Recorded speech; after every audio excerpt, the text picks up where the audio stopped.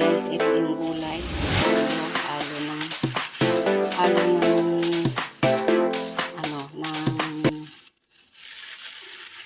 carrots. Tapos ito yung atay. Ihalo ko sa gulay nila.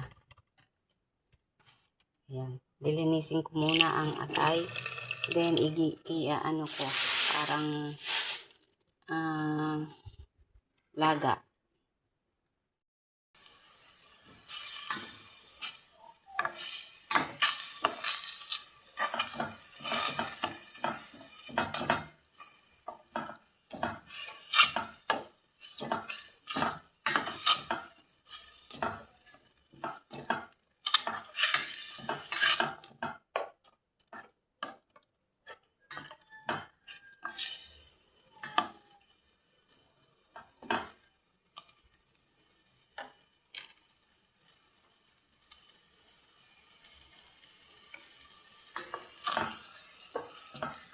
Ang pagkain ni Basya at saka ni Ford.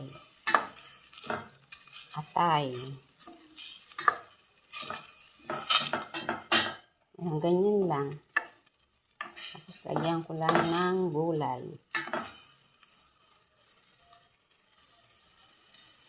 Pakuluin lang.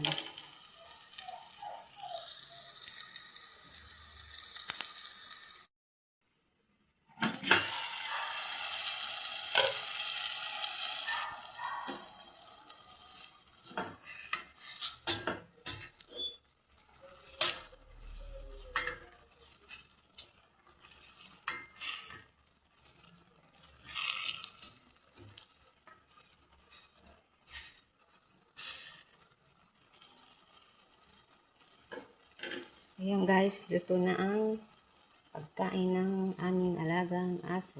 Ayan, si Basya at si Ford. Masustansya ito, atay ng manok, puso ng manok, at gulay.